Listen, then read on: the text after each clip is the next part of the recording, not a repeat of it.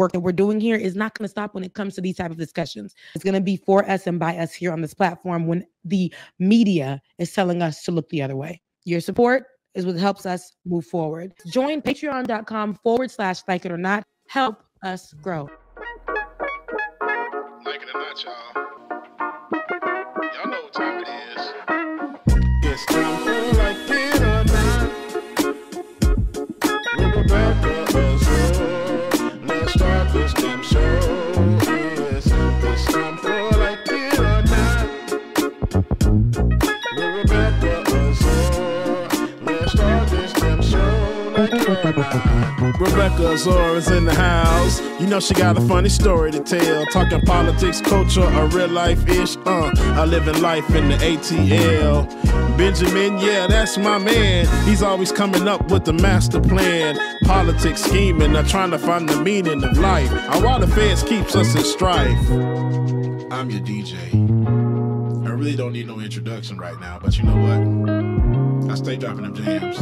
Y'all know who I am. Good hope, dad jokes, culture-ish, politics. What you're hearing right now was the culmination of all of this. I started out with the mic in my hand, then I graduated to a plethora of fans. I love bringing joy to the people. It makes me feel great, makes me feel regal. I do what I do for you. I do what I do for you. Let's go. It's time for like it or not. With Rebecca Azor. Let's start this damn show. Yes, it's time for like it or not. With Rebecca Azor. Let's start this damn show. Like it or not, y'all. 2023. Let's start this damn show. Let's go.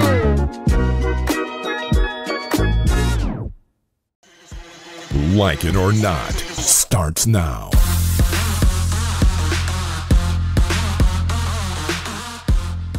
Good morning and welcome to Like It or Not. Good morning. Welcome to Like It or Not, where we're free to tell the truth and not care who doesn't like it. And realize my shirt was not what it needed to be, but it's good. How you doing this morning, Rebecca Azor? I'm doing good. I don't like all these cords showing because I know she got a funny story to tell. It's real ghetto on this side. Hold on. Are you on your good mic, Benjamin P. Dixon? Does it not sound good? Now it sounds. You leaned a little back, and it was giving. Okay. You got a little too comfortable. Yeah, let me I'll pull the mic a little closer too. Yeah, but no. Good morning. I do always have a story to tell. I don't think I have one this morning. You know, it's just another Saturday morning. I haven't sang that to you in a minute. One Saturday morning. We are, I think, officially a week and a few days after last week's debacle, last week's Ponderosa at the elections, last week's stress of what's to come. But then I woke up a few days ago and I said, this is America. It sucks. And I'm gonna be in the nation that's burning, but you know, I'm just gonna be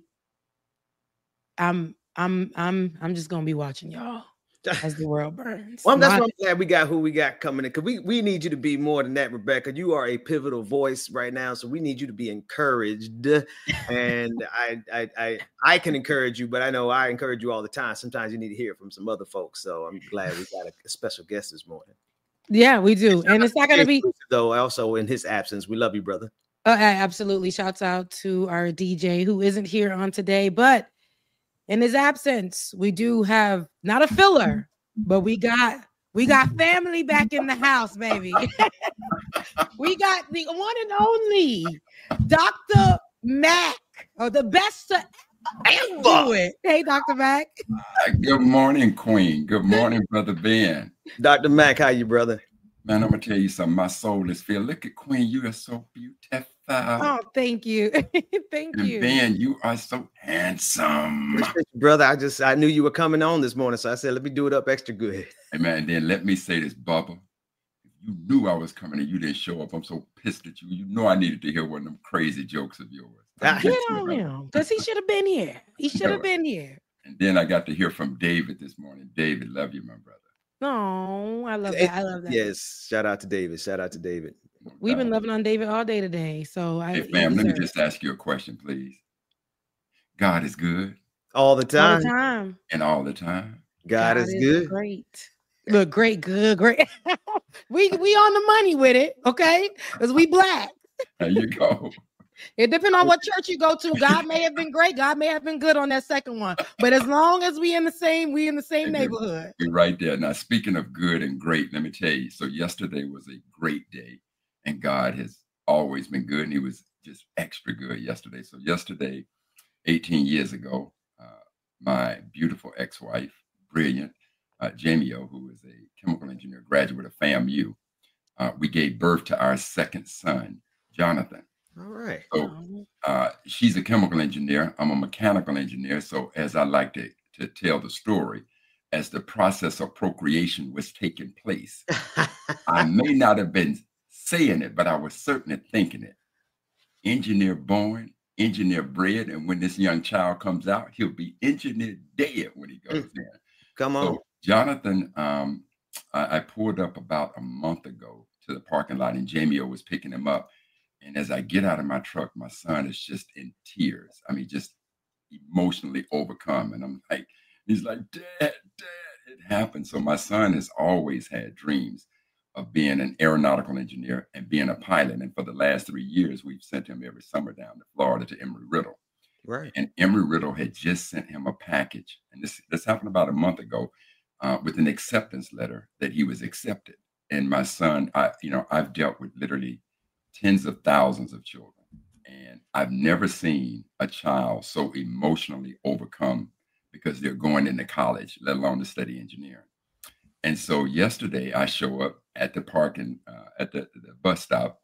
His mother's with him, and we exchange birthday cards because it's his birthday. So I give him my card. I give him the card from his uncle. I come home, they go to her place, and then I get a call, and both of them are just screaming. And I'm like, well, what did the old man do? What did I do wrong? And they're overcome with joy. And my son is like, Dad, it's my 18th birthday. And Embry-Riddle just sent me a scholarship for $18,000 a year for a total of $72,000. And he's just, God is good. God is great. God is amazing.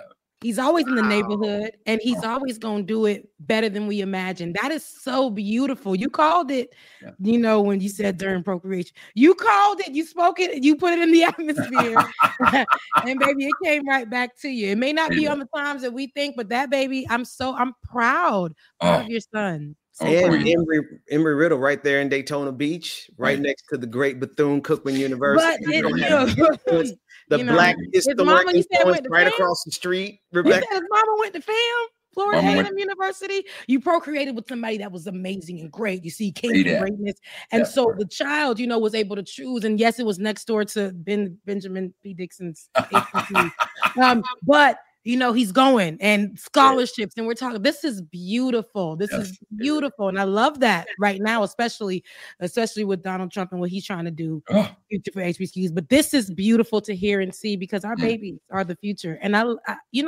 that's something to look forward to in life at some point. I tell you, Queen, from the time that boy could conjugate a verb, it was flying. He just want to be a pilot, and so.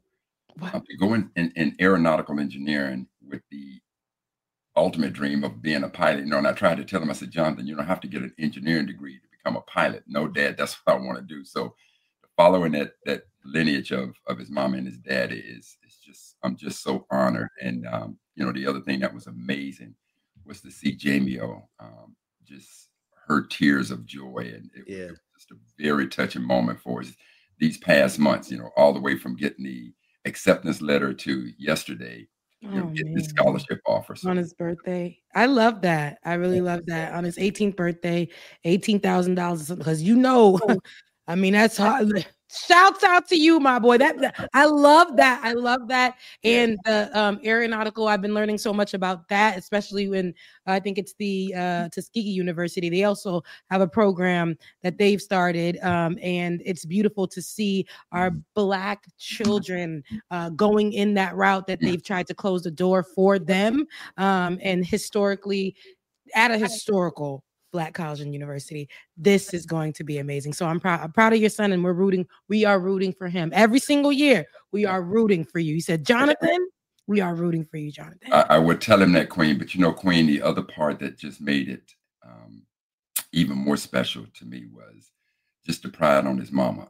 Jamie-O she is an amazing woman. She was an amazing wife and an amazing mother. And just to see her joy, it was as touching as the joy of Jonathan. So, one of the things I certainly want to say to anybody who's, certainly if you've had the opportunity to bring a life into this world, even though paths may diverge, what will never diverge. And I told my boys, I've taught them both that the biggest legacy that they can ever leave for me is to always protect, honor, and respect their mama. And on the same token that I tell them that is the closest way that you can come to death is for me to ever get a call that neither of those things are happening. So talk about it. To see the love and respect and honor of my boys toward their mama, and then to see the joy from her of what we've been able to accomplish. Just it was an incredible experience. So I say to you, Queen, and to Jamie-O, on behalf of all you sisters, man, thank you all so much for carrying and dealing with us knuckleheads.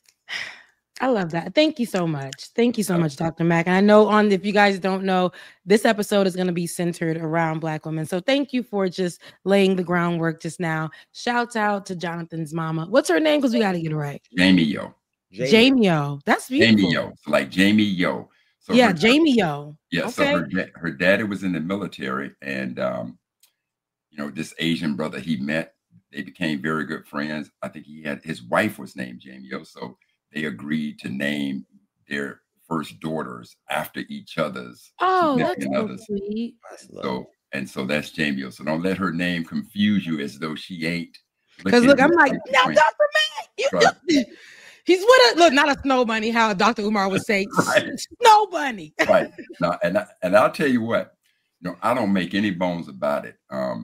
I don't want to put my transcript next to hers. Jamie-O, and I've said this many times, Jamie-O's not the smartest person I've ever the smartest woman I ever dealt with. Jamie-O is literally the most brilliant person I've ever dealt with.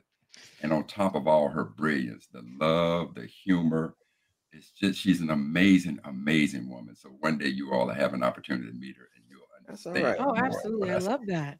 Yeah. I love that. Again, thank you for laying that groundwork. Shout out to Jamie-O. Look, Ben, what you got to say about? Look, take notes. Tell them how to introduce my wife when I'm on air. If it's your ex, if it's your current, do you see how Dr. Mack talks to these women? He had me smiling ear to ear.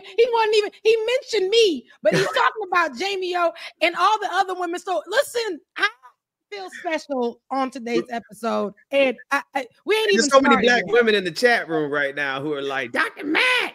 So they looking at their husband and their boyfriends. They sending text messages. Tune in right now. And this is how you do it. Now, well, listen, Rebecca. I'm gonna say this. Now, I had the opportunity to go down there and hang out with Ben and Jada, and props to Jada, an amazing, amazing sister. And Jada, we love you too. Make no mistake about it. Amazing. Oh, and Dr. Mack, that thing about them sons respecting their mother. Yeah. Oh boy, we don't play around around this house, man. No, trust and believe. You shall respect the queen. As much spirit as I have, I will tell you unequivocally, you will get an ass whooping of epic proportions. You go down that path. Made me knock over my microphone. No, but shout out to Jada. I love Jada. She's always been kind to me, sweet to me. I've seen her when she was 1 second pregnant. And since then, that baby is how old now? 8, 9? That boy, 30 years old now. But no, so she's always been kind. And she's also, if you didn't know, Dr. Mack, a FAMU grad. So it's just, I see that there's just a lot of men who are meeting amazing women who graduated from FAMU. I also am a FAMU graduate. So, anywho, outside of the women just being amazing and graduating from FAMU. Daniel told me when I met her, I met a grit. I said, baby, a grit? She goes, yeah, girl raised in the South. I said, okay. Yeah, that's, and that's also, see, it's just, y'all, it's good to see that you still have a good relationship with her. So we don't see that often. I can't say, I don't see that often, especially from where I come from. People either stay in it and still have issues or get out of it and just never really talk again, even though they may share a child in the world. So I'm glad that you revere her in the way that you do, even, after your relationship in that way. So. Better man for her. I'm a better man. I love that. Look, Ben. Where are we going with this? I'm adjusting my desk. I'm putting my keyboard in place. He's too good. He's just coming in too smooth. I don't even know where to direct this whole thing. Before we begin and get on the topic of today's show, I usually do a check-in. Ben, you checked in with me. I'm going to go with Dr. Mack. Dr. Mack, tell us how your week was. Tell us where your mind is, where your heart is. How's your spirit? I am on the upcome. I think all of us are. I went into the week, November 5th. I was incredibly optimistic. And to see the way it all unfolded, obviously the first voice that came to my mind was a voice that rang out to us 62 years ago, on May 22nd, 1962, when Brother Malcolm was in Los Angeles. And he gave us some of the most profound insight into the culture that has driven my life to a strong degree now. And what Brother Malcolm said is that the most disrespected person in America is the Black woman. The most unprotected person in America is the Black woman. And the most neglected person in America is the Black woman. And on November 5th, 2024, it was up front and center for the whole world to see. The way that the world sees Black women, the way that we as a culture see our Black women. And so, let me say this afterwards, I had a chance to reflect back and look at historically how we voted.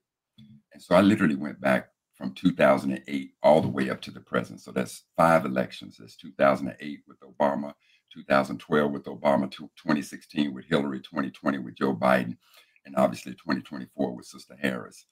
And when you looked at literally every demographic, she got the least support in every demographic of men overall, women overall, Black men overall, Black women overall, Latino men and Latino women.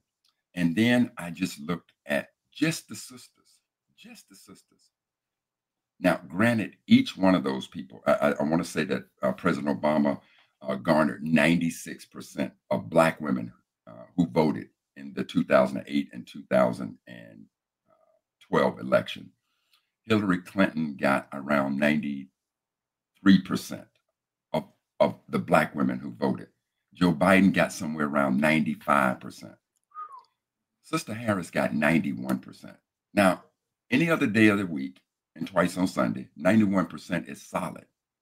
But when you just stop and take a look at it, that means that this Black woman from Black women got less support than the Black man, than the white man, and the white woman. Now, I'm not knocking 91%, but I'm just simply looking at it in the perspective of what Brother Malcolm said to us 62 years ago. There is no way that she should not have gotten 100%.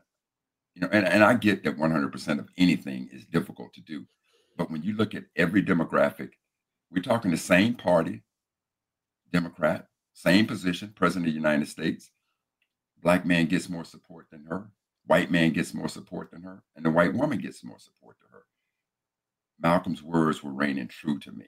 And so it affected me to say, I want us to talk about it. And it's easy to look at white men, what they thought about her, or Black men, what they thought about her, Latinos, what they thought about her. But if I just looked inside of the culture with sisters, and again, I'm not saying that sisters didn't show up. I'll take 91% all day. But 91% when a white woman is getting 93% or a white man is getting 95%, it's just something to take a look at in an area that we can improve on. So that was part of my week. Also to watch, as you all stated earlier, this nation preparing for an incredible show. I mean, when you talk about some of the appointments that little Donnie has made, RFK Jr., this anti-vaxxer who now wants to say he's not an anti-vaxxer, and Matt Gaetz as this nation's top cop.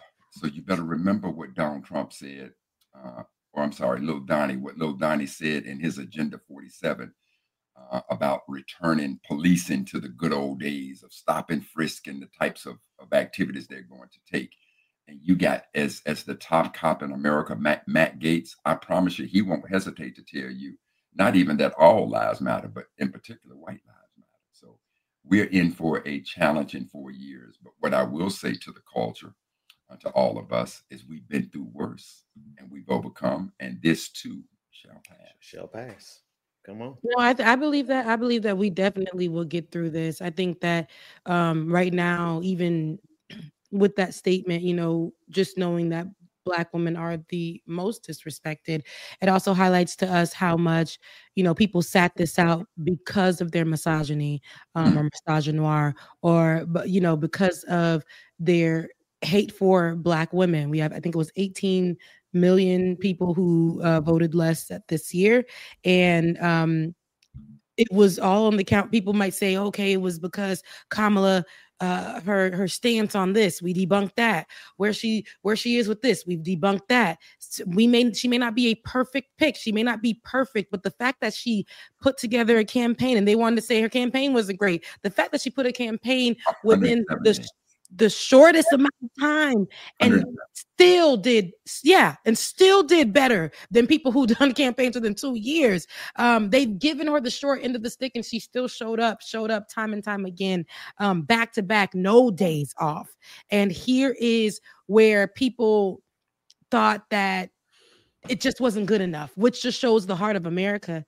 Black women to America, they won't ever be able to do it. They're not fit to do it. They're not built to do it. That's not their role. Leadership. Meanwhile, which you're going to show us, Black women are the backbone, not the rib.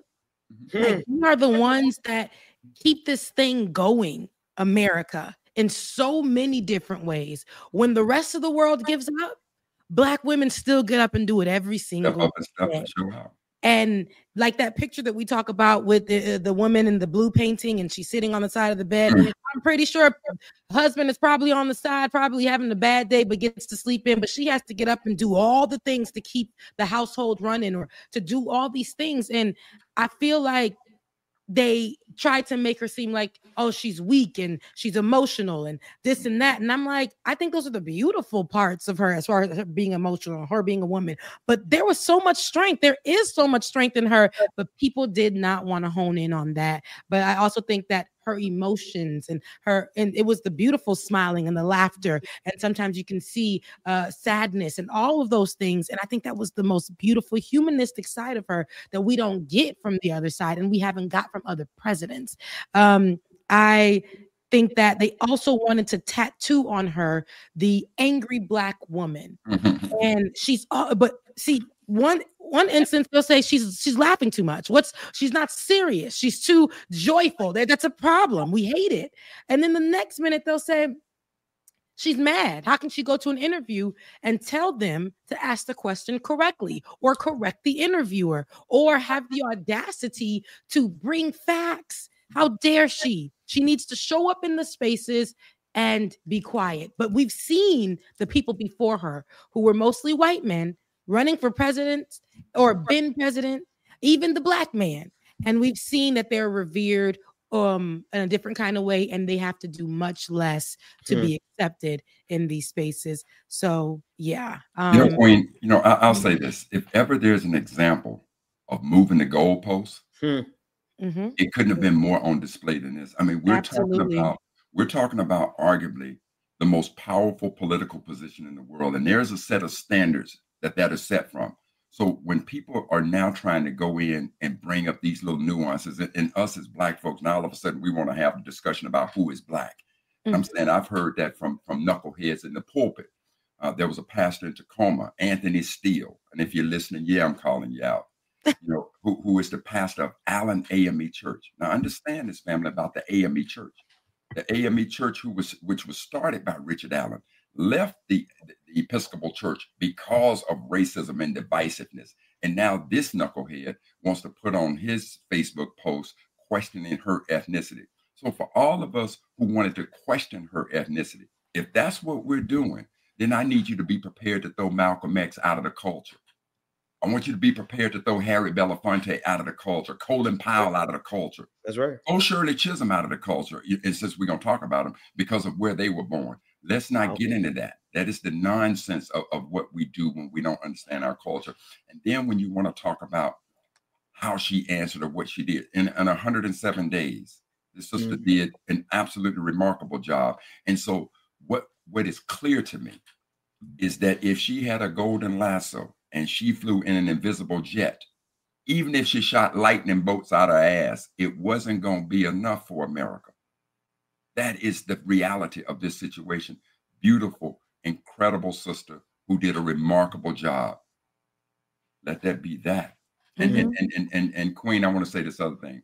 When they talk about her laughter, her looks at this, you know what? White folks and others, you may not ever understand it, but I trust and believe every Black man in America know that y'all can talk to us in a multitude of ways and say a whole bunch of stuff without saying one word, and we understand what the tonation of the word. That's we understand exactly what you're saying. Even as Black children, we understand. Yeah. Y'all, give me that look, Queen, that look that says you better sit down. See? I love it. We can really use there's a challenge on TikTok right now where they're using Whitney Houston's song It's All Right, But It's Okay, where she's confronting the man about leaving the receipt and all that other stuff, and they used only facial expressions for the women. And I was like, and that's what I seen with Kamala. I'm like, you know what? Her sister coming up at the DNC after her and having that Blackness embodied, and she's like, my sister Kamala Harris, and we were like, and she's a lawyer, and she's big, and she's all of the things. Like she's married, her husband is successful, her sister's husband is successful, the family is, but there's a Blackness, a California-esqueness in them, and I loved to see it. And they wanted to her to be dimmed down. I was one of the ones in the beginning that said, I want Kamala Harris to talk about her Blackness. Is there anything that points that out? And this is years ago. I came back on as soon as that lady said she was running. I found a video from 2018 when she was actually running that time initially. And she was on the Breakfast Club where Charlemagne was actually working on her team. And she was on the Breakfast Club and she said, I was born Black. I'm going to die Black. All I know is I'm Black. And she said that, and I put that out there because I'm like, this has been sitting out here this whole time, and we've been leaning into what the right wants us to do, and that is in disinformation and misinformation, or just intentionally keeping that part out so that the rhetoric can be what we want it to be, and so that when Black people or when Dr. Umar's and all these other people from the right come online, they can agree on that one thing. She ain't even Black. She's other, she's whatever. And I had to get myself together and come on here and make sure that I debunk that information. I apologize about leaving that information out. And I brought that video for support. She said it. Let's dead it. Let's move forward to the cause. But even though she didn't win, I also think this was an opportunity for Black women everywhere in that moment to really say, you know what? We did, even though I feel like there's a lot of them that sat out, like I said, 18 months, where were y'all?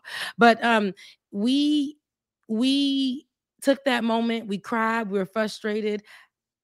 Not that I want to give up on the fight, but I'm going to be more focused on more stories that are going to affect Black people, but just centering us. I do not want to sit here and do the very thing I was doing in 2016, which they made us do, Ben, you recall, and that is follow Donald Trump's every move to the point where Ben was like, Rebecca, Let's just do a couple of shows, a couple of topics that's just about Black issues or Black happiness or Black joy, because we follow Donald Trump and his mess, which we still will cover the major issues.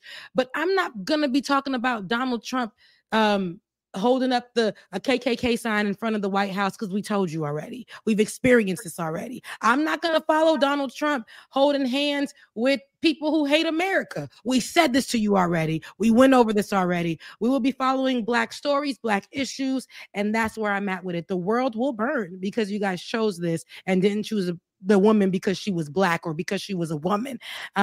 So whatever comes after that, you know, I think whoever is hurting right now, Black creators, Black women, whatever, y'all can rest. But I assure you, people are acting like because a Black woman said she's resting from probably politics right now, so she can take care of the rest of the things that need to be taken care of. It's always going to be something. But people are like, oh no, you can't. No, people can rest right now because we've already said it. We've told you so. It's been a long years of a few months this year. And you know, we need some inside of this may be a good segue to come inside the project that I did. I think, you know, without question, you know, we remember, and I want to thank you and Ben so much for when we use Black Heritage Day 4 every day, and we start the show of talking about something beautiful in Black history. And even though that particular project got the attention of Google, and so from anywhere around the world, you can ask what happened on this day in Black history, and we would hear something beautiful. If you ask the question now, it's nothing. But even though it was beautiful, and I was so proud of it, when I looked through the contents of Black Heritage Day 4, because one of the levels of perfection to me was that I had an equal representation of Black men to Black women. And when I went through and looked at the representation, I was woefully short, or I say woefully. And this is your calendar. I just want to be clear for people who are just tuning in. It's Dr. Mack's original calendar. This is the new one that he came out with, but he's talking about the original that he came out with. So with Black Heritage Day 4, I may have, it may have been 5149. Well, 5149 is woefully short, because now if I listen to Malcolm, am I saying that, Carl, you mean to tell me that you don't have an equal representation of outstanding Black women that you could have put in here next to Black men? So I'm really not trying to hear that. And so once that happened, I went back and I had to go back and do what we now see as Black Heritage Day 5. But in regards to this, even today, if you were to pick up a copy of Black Heritage Day 5, and I would encourage not only every sister to get this book, but it was a book that I read, God, it had to be some 30 years ago, by a sister who's featured today on the calendar, November 16th, and it's a sister by the name of Paula J. Giddings. And in 1984, Paula wrote a book entitled When and Where I Entered, The Impact of Black Women of Race and Sex in America. And when I tell you, it was one of the most profound books that I have read. And when I read it 30 years ago, it was always in my mind. So that book and reading about the contributions, the hardships, the hurdles, and how sisters overcame and led us as a culture into where we sit today, it is a most profound book. So even though it was published in 84, I would say to all of your listeners, and especially us as Black men, we should get that book so that we can have a different lens and view into the struggles, the trials and tribulations of you all as Black women. Well, I appreciate that. And again, the segue is into Black Heritage Day. And this is the women's edition that Dr. Carl Mack had created. This is what we're going to go over today. I think it's very important because even with the loss of Kamala Harris, we had more women actually won seats and positions on that same day and were elected to official seats, in different states. Maryland being Maryland did they bang in this election, but Maryland being one of those, and Black women have solidified seats. And so Dr. Mack is going to go over the importance of women in position and historically. And this is the calendar, Black Heritage Day 5, the women right here. Okay. And if y'all ain't, I just love the cover.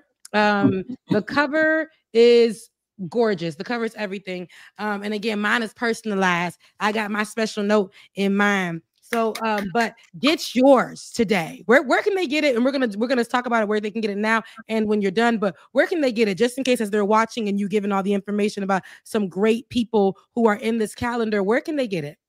It's Black Heritage Days with an S, so blackheritagedays.com. And when I put the project together, I've always wanted to make it extremely affordable. So the price of it is $19.99, but that includes shipping. And it's a perpetual calendar, so you can use it year in and year out. It's 366 days, so I even have leap year covered in the calendar, and it has 4 pages of table of contents, so you can quickly find anybody that you're interested in to see if they've been included. And the more I study, the more I learn. I don't claim to be an expert to it. I'm a student to this.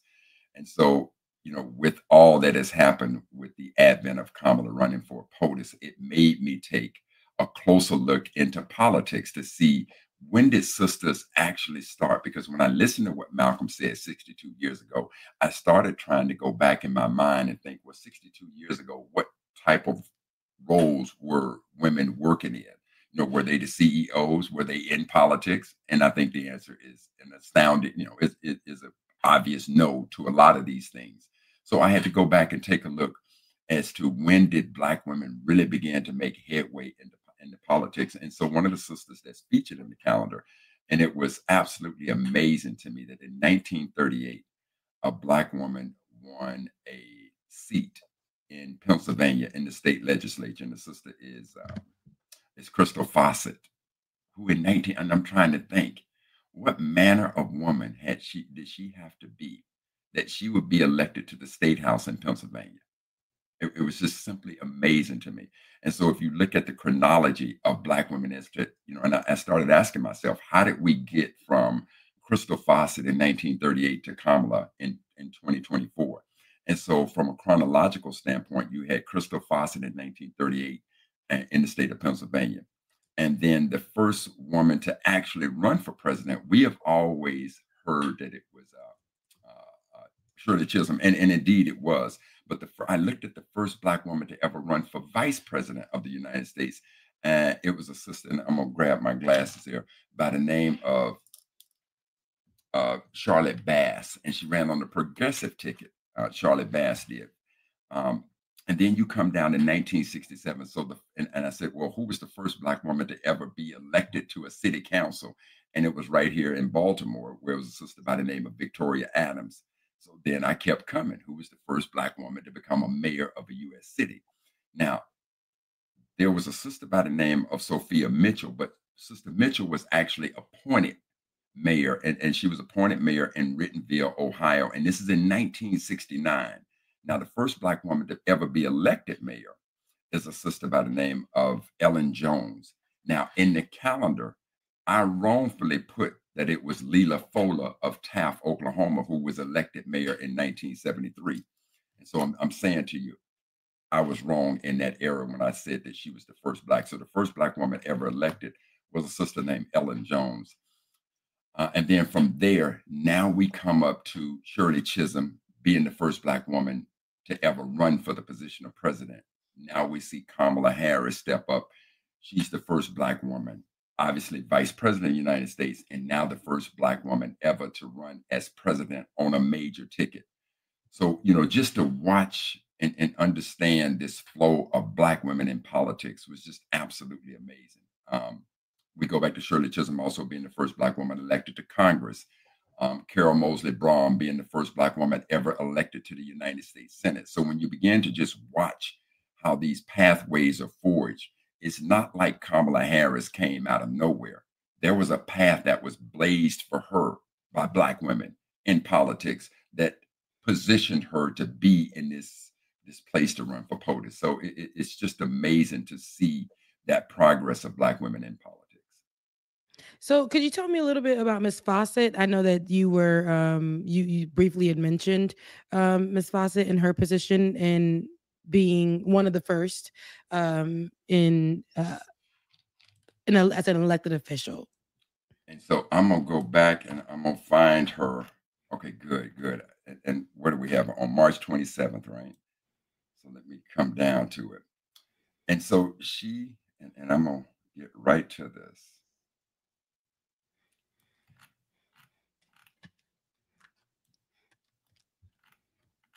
All right, here we go with Sister Fawcett. So with Sister Fawcett, born in Maryland, Her daddy was a principal of an all-black academy, a school that she was in, and for the most part, a single mom. But her dad was a single parent in raising her, and she did a lot of work with the Work Progress Administration in Philadelphia. And because of how much work she did within the framework of the Black community, there were literally whites and blacks alike who said, look, we think that you would represent us well in the State House, and had a very good relationship with then First Lady Eleanor Roosevelt. And so in 1938, they put her up, they convinced her that she should run for the State House. And she decided to run. And in 1938, that's when she became the first Black woman ever elected to a state legislature in America, and just went on to be just an amazing representative for us as a people. So, my camera's off right now. Okay, yeah. So, with her being the first Black woman ever elected in a state legislative in America, yeah, I know you were saying like because of her, this is where we got Kamala. Her struggle as becoming the first, the first Black woman elected. I wonder, and then being in Maryland, what would you say? Well, Queen, she was born in Maryland, but again, all of this happened in Pennsylvania. And keep in mind, the district that she represented, the 18th district out of Philly, that district was 66% white. Yeah, that elected her. Yeah. But go ahead. So that's where I was going with it. I wonder, how do we get back there to a place somewhere like back there? I feel like we've gone backwards now that we're, from that to, I know that took a lot of work, but for the majority to be able to vote for her that way, how do we get back to a place like that where we can get white people to not only vote for the person to say they're doing it to be free thinking or progressive, but to actually believe in this Black woman, to get there, because I feel like we've gone backwards.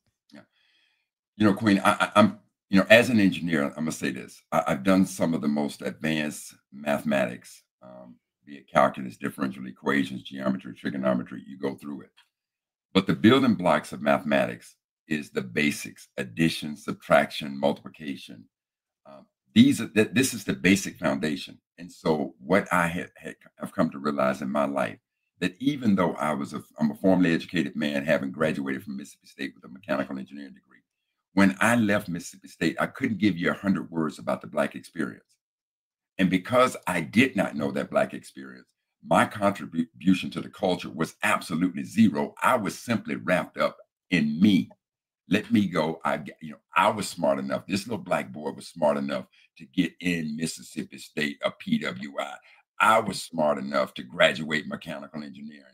I'm qualified to get this engineering job. I'm about to get my bag. This was my mindset. And when I got introduced to the culture and to our experience in this country, the humility of it all, to understand that, Carl, I don't know where you was getting off thinking that you were the one that blazed the path into Mississippi State. You better understand that even though we talk about the integration of Mississippi's universities via James Meredith, you better remember who represented James Meredith. It was a Black woman by the name of Constance Baker Motley, who was the first Black woman to ever argue a case before the U.S. Supreme Court, argued 10 cases before the U.S. Supreme Court, winning 9 of them. It was, when we think about Brown versus Board of Education, it was Constance Baker Motley in the background writing the briefs for that historic landmark case of Brown versus Board of Education in 1954, which got rid of and ruled that segregation in public education was unconstitutional. So when I began to understand the culture, I then began to have a sense of responsibility that said, hey, it ain't about you and your bag.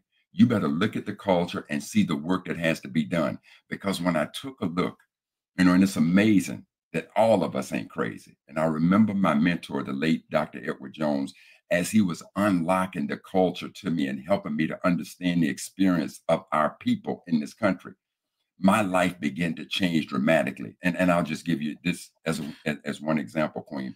I used to use the N word like the word the. I could use it in any shape, form, or fashion you want to. I could use it to show love. I could use it to hate you. I could use it to threaten you. I could use the N word any way you want to.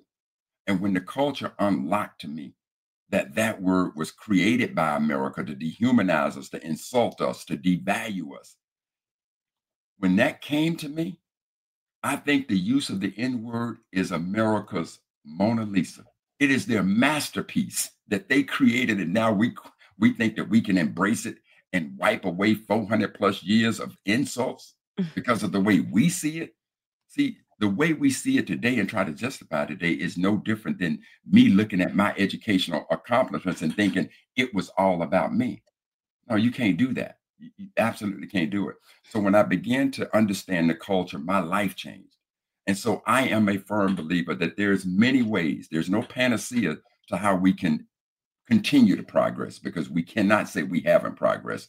There's a many ways that we can continue on this road of progression.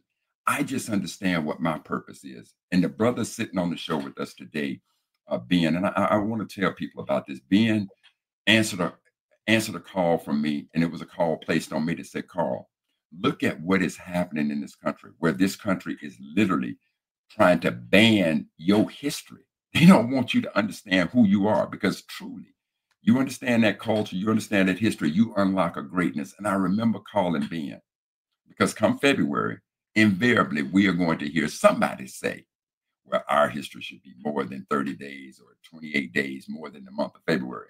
Well, I can tell you this, Queen. I've probably done hundreds of Black history presentations. And up until Ben Dixon invited me to come down to Jacksonville, Florida, no one had ever invited me to do a Black history lecture that wasn't in the month of February. Ain't no white people stopping us from learning our culture. That is us doing that. And so that calling began to change my life. So I understand what my purpose is. And I think for us to continue our progress, it's impossible to do that without understanding our experience in America. And I just simply needed to put it in a format where, do I expect you to come home and curl up with a good Black history book and read it at night? No. But in the format that we have it, 3 minutes out of your day, you start your day and you look at something beautiful about yourself and let that just permeate in your mind. And then hopefully I've written it well enough that it can serve as a catalyst for you to go a little bit deeper into these extraordinary sisters' lives in this case. I love that. Next up, I wanted to, because you mentioned Shirley Chisholm, and I know a lot of people want to, we credit her, right? And I love that, especially with her background, her history. She's also somebody they question, is she even American? Because she's that Caribbean background, you know, her being from New York. So it's like all of that. But you know, we talked about Miss Fawcett and Charlotte Bass. She was the first, was it nominee for presidency? Well, she ran on the progressive ticket for vice president. Look at that. She ran so that we can have a day like today with Kamala Harris, who people keep forgetting is vice president. She actually is the vice president of these here Americas. Okay, she's actually the vice president of the United States, and a lot of people tend to forget that. I know that again. I've had my criticism and still have my criticism of the Biden-Harris administration. Yet that is a historical. That's something that was historical, and I think that people don't respect her as the vice president. When Joe Biden was vice president, that man got credit. That man got respect. That man had clout. You know, cool points. We've seen her hidden in some way as vice president of the United States, and only pushed out in instances where it shows her blackness, or she is almost like a DEI hire for the White House, although the position be monumental. But I've never heard of Miss Charlotta Spears Bass. I've never heard of her until your calendar here, and that somebody again ran so that Kamala could be where she is today. So let us know a little bit about Miss Bass. Well, see, and Miss Bass wasn't included in this calendars because, you know, and I want to say this, you know, it ain't like I wrote about every sister who's ever accomplished anything. So again, I'm a student to this game. So one of the things I want you to remember is that every sister in the calendar, one of the prerequisites I had to have was that I would put her on a day significant in her life. And I didn't want any one particular category to override the calendar. So once Kamala is in this position to run for POTUS, it just spurred my curiosity as to these other levels of politics that Black women have gone in. So it was maybe 3 weeks ago or maybe a month ago that I discovered Sister Bass. So of course, if I were to ever do a revision of the calendar, I want to put her in. So it's this ongoing learning situation that I'm going through. So she's not in the calendar, but again, she is one of those building blocks for how we got there.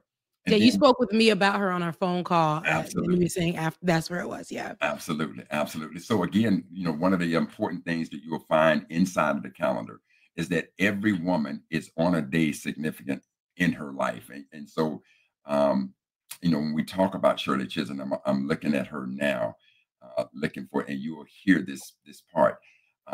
She was born on November 30th, right? But it was on this day, and she's in the calendar, she's featured on November 5th.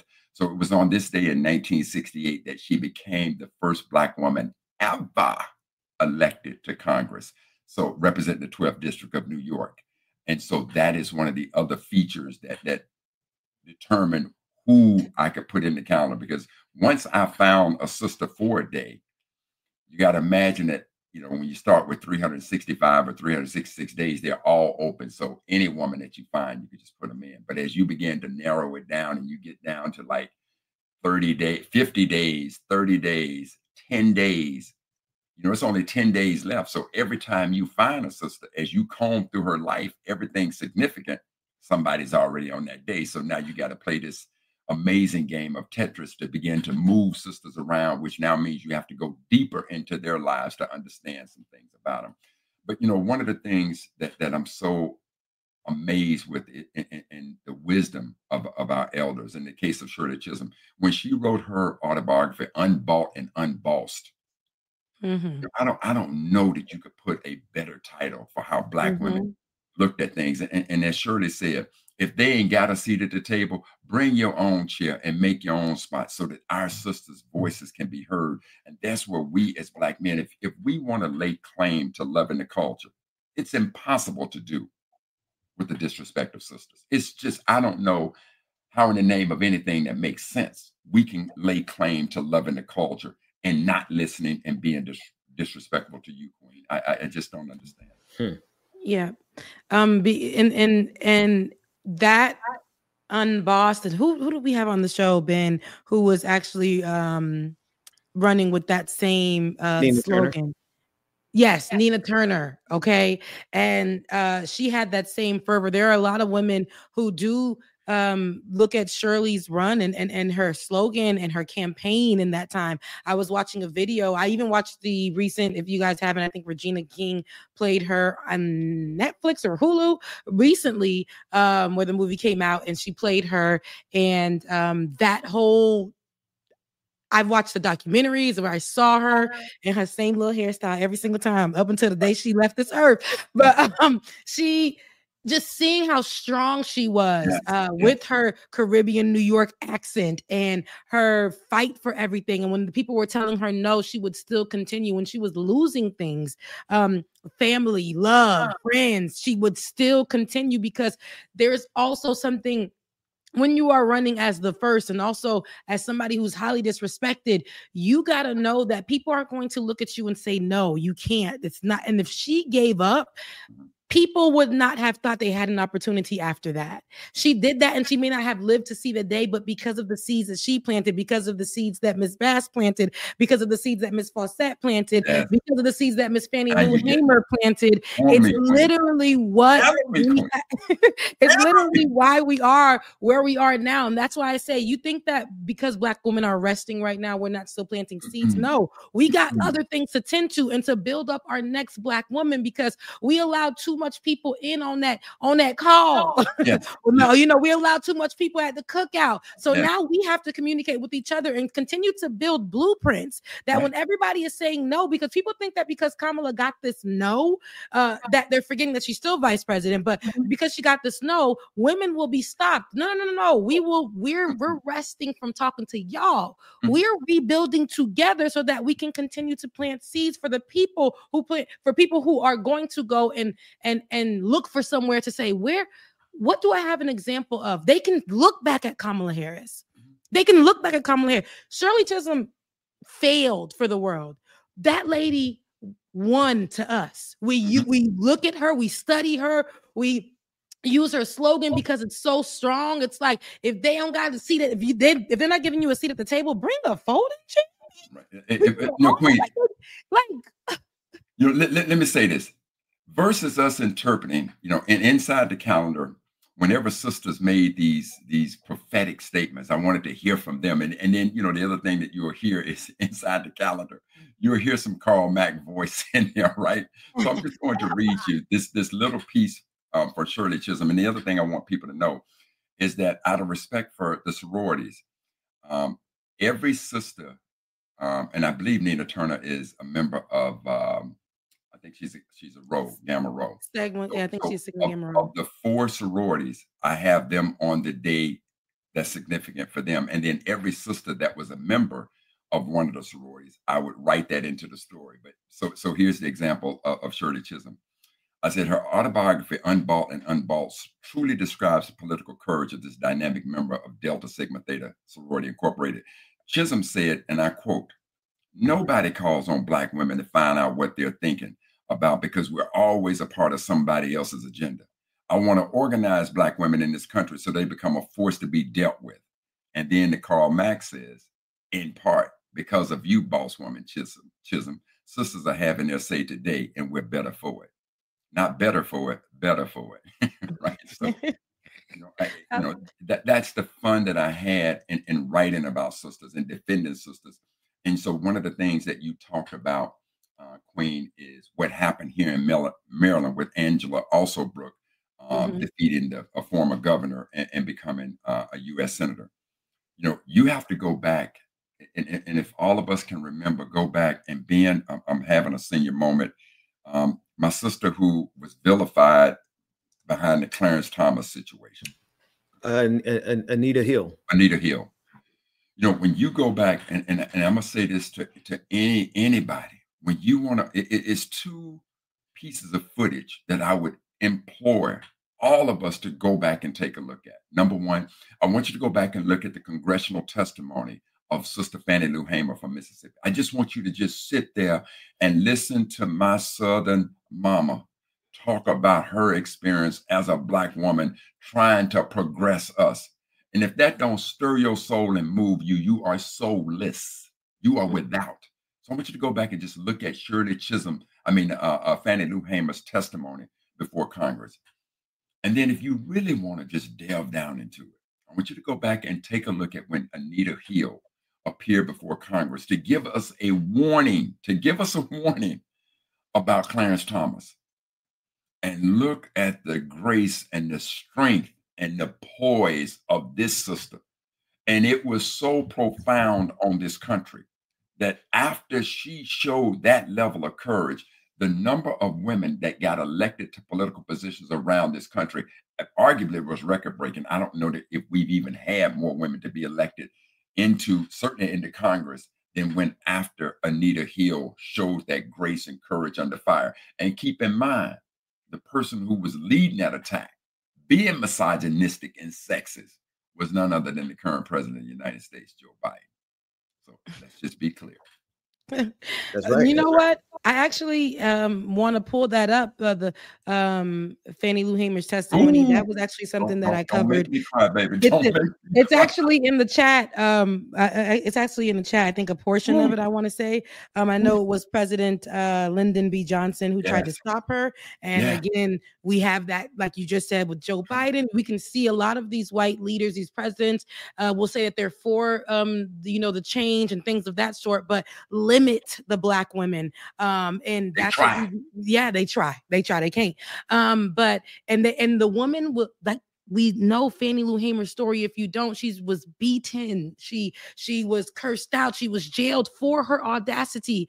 And here's just a little bit, I believe, on the testimony. I remember when our first Stir my soul. Our first Like It or Not years, we covered this in the month of February, and it was also something for me when I watched it that was an emotional. I covered Fannie Lou Hamer, and it was something that was emotional for me. My first time actually listening to the full thing, and I had a moment. So I don't know how long this is, but I know that it is a clip. Let's take a listen. Play it. Mr. Chairman, and to the Credentials Committee. It was the 31st of August in 1962 that 18 of us traveled 26 miles to the county courthouse in Indianola to try to register to become first-class citizens. We was met in Indianola by policemen. The president, Lyndon Johnson, he's not afraid of Martin Luther King's testimony. It's a full documentary. He's afraid of Fannie Lou Hamer's testimony. I think we don't get the whole thing. It's a full documentary. Let it. And sister, let me say this. If you can pause that there, David. Johnson is I want you to even understand who Bob Moses is, Ben. I don't know if you know Bob Moses, but Bob Moses was a tremendous organizer and came from New York. And if you've ever heard of this program called the Algebra Project, that was designed to elevate Black children in the area of mathematics, Bob Moses was the architect of the Algebra Project. And here's what's so amazing. Being a part of SNCC and coming down into Mississippi, Bob Moses developed all of his fundamental and beautiful techniques of teaching Black children the advanced levels of math at my high school, Linear High School. Oh, man. But go ahead. Right after. Okay, now after Lyndon B. Johnson held this press conference, because he wasn't worried about King speaking. He was worried about Fannie Lou Hamer speaking. So when she comes back up, we should listen to the rest of her testimony. Yeah. Oh. We got the real clip. We got the real clip. It's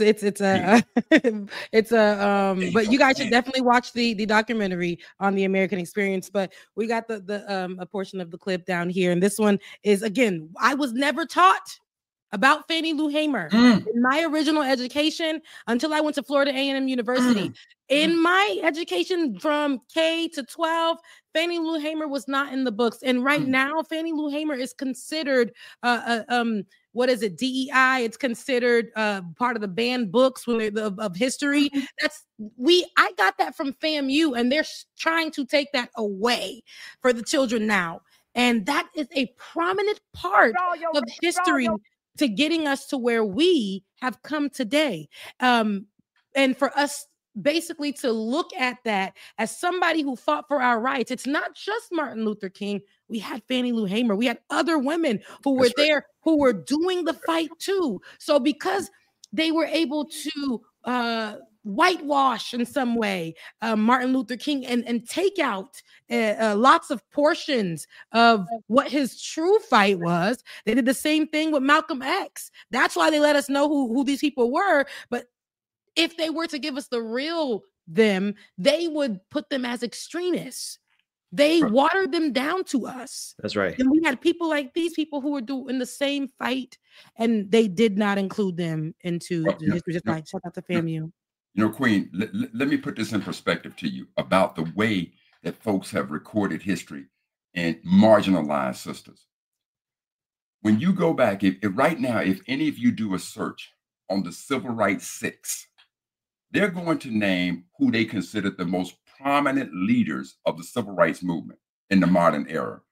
It's going to be Martin Luther King, Whitney Young, A. Philip Randolph, Roy Wilkins, James Farmer, and John Lewis. Those are the 6 people that they said these are the best leaders within the civil rights movement. Now, when we think about what happened on August 28, 1963, or 63, it was the largest protest in the history of this country, the historic March on Washington. As the organizing committee was coming together to plan this event, They only had one black woman on the organizing committee, and it was a black woman that you're going to see in the calendar. Her name, it was on July 5th, and inside the calendar, her name is Anna Arnold Hedgeman. Now, Anna Arnold Hedgeman said to these profound black men who were down with the culture exactly what Malcolm told us 62 years ago. She said, brothers, paraphrasing if you will, here we are talking about the culture, and we got this historic march coming, and you ain't even got us at the table to help plan it. And lo and behold, please don't put that program together and we ain't on the agenda to speak. And I'd be damned if Martin, Whitney Young, A. Philip Randolph, and all of these brothers pulled out a program, and when Anna Arnold Hedgeman, who was the only woman on the organizing committee, looked at that speakers list and didn't see a black woman, she said these words to them. In light of the role of Negro women in the struggle for freedom, and especially in light of the extra burden they have carried because of the castration of the Negro man in this culture, it is incredible that no woman should appear as a speaker at the historic March on Washington meeting at the Lincoln Memorial. It caused all 6 of those brothers to put it in pause. And as a result, now they added to the agenda Myrlie Evers Williams, but Myrlie Evers Williams couldn't make it. So in her place, Daisy Bates. And for those who don't know Daisy Bates, she was the leader of the Little Rock Nine at the integration of Little Rock High School. But in total, there may have been 4 or 5 women who spoke at the historic March on Washington because of Anna Arnold Hedgeman. However, if you added up all the time that those 5 women spoke, I think it was less than 5 minutes. Malcolm couldn't be more clear about the disrespect. Now, let's talk about these civil rights 6 as though they were the most powerful 6 men. With John Lewis and James Farmer, they better be giving credit to Ella Jo Baker. So you need to understand, Ella Jo Baker was the one that pulled these students together at Shaw University and founded one of the most prominent organizations in the history of this country in the civil rights movement, and that is SNCC. Why is it that they couldn't think about Dorothy Height? So you had black women that were a part of the movement that were absolutely phenomenal. You don't hear about. And then when you think about SNCC, I'm going to say this to you. Inside the calendar, there's a woman named Diane Nash. And when Diane Nash was a young woman, Diane Nash damn near looked like I can't think of the entertainer. I can't think of the one that I'm thinking about. I can see her face. But I'm going to say this. This is why Diane Nash resonates with me. When Diane Nash was in college and she was an organizer with SNCC, this whole I'm a ride or die kind of thing, Diane Nash had a saying, jail, no bail. That means if we have to go to jail, we ain't bailing out. If that's the price we got to pay for the progress of our people in this culture, that is what we're willing to do. So she was a phenomenal organizer of SNCC. And so when you remember those Freedom Ride buses, them buses got burned, people got beat down. And even when it happened and people got afraid, Diane Nash stood before him and said, oh, no, family, we ain't backing up no kind of way. So Diane Nash comes down to my hometown in Jackson, Mississippi, where they have a SNCC office is. And Bob Moses was down there with them. So I'm putting all these pieces together for you. And Diane Nash was 4 months pregnant, and they arrested her because of the power that they saw in SNCC. And she's 4 months pregnant. And when they sentenced her, they asked her, sister, will you appeal this ruling? And Diane Nash in 1962, April of 1962, 4 months pregnant, said, no, I will not appeal. Because if I'm sent to prison for fighting for freedom, this child of mine will be born in prison with the hopes that one day our children will be born free. And the reason, Queen, it resonates with me is because in April of 1962, this black man was born free because of the efforts of a sister like Diane Nash. Absolutely. This is what our culture unlocks for us. So am I willing, and I'm not trying to talk this martyr shit to you. I'm not trying to do that, but trust and believe this. If a man, cliches or something else, but when they say if a man ain't discovered something he's willing to die for, he ain't fit to live, fuck around and find out what it's would be. Do that. Dr. Mack. No, it's It's that time though, right? Come And on. it's on a two-edged sword. It's time for two things. One, it's time for the recognition of our history. It's time for the recognition of our history within ourselves, right? I don't care about anybody else. Right. Not worried about them. If we understood our history, it would radicalize us into action, into understanding, into a perspective. And the best example I can give you is Benjamin Dixon before I met Dr. Mack. Because I knew some of my history, I knew pieces of my history, but then when I started listening to the stories that you were saying, and I started reading the calendar, and in particular, it was Frederick Douglass. It was a thing that you said about Frederick Douglass and Harriet Tubman, about the challenge that they faced with so much fortitude in such a position that was not weak, but perilous, like what they faced during their time, and they stood up and faced down the American empire without fear. That changed something in me, right? And so to what you just said in terms about F around and find out, no, it really is something like we have to have a people that are willing to hold the line no matter what, because if we don't have people who's willing to hold the line no matter what, then they'll steamroll right over us. We're not having that. This not in the year of our Lord 2024. Trust it. And Ben, all I'm trying to say to anybody who's listening is that when you step into the confines of the culture, when you step inside of our history, there was no group who held that line as much as sisters. You know, Queen, you're in Atlanta, and the former mayor of Atlanta, Keisha Lance Bottoms. Keisha Lance Bottoms, also a FAMU grad. Just had to put that in there. And so I'm gonna say this to you: if we go to and just give me a moment to pull up, but I want to run to a page, and Queen, if you got your calendar, I want you to turn to September 6th, right? Because I got my calendar. There you go, Queen. You got yours, and I want you to turn to September 6th, right? Because if ever, Ben, we talk about sisters who held the line and the courage and the fortitude. So Queen. Ruby Doris Smith Robinson. Okay, Queen, first of all, describe the picture of her and what that placard says on her. Okay, so she has a mugshot. Yes. And it says Police Department, Jackson, Mississippi, with her. And keep in mind, Queen, that story we just talked about with Diane Nash, Jackson, Mississippi, SNCC. There's a whole bunch of them wearing that placard that says, I'm arrested in Jackson, Mississippi because I'm standing up. So that's where she was. But Queen, please take the opportunity to read that page for us, because when you talk about courage under fire, go ahead, Queen. Okay. Ruby Doris Smith was born on April 25th, 1942 in Atlanta, Georgia.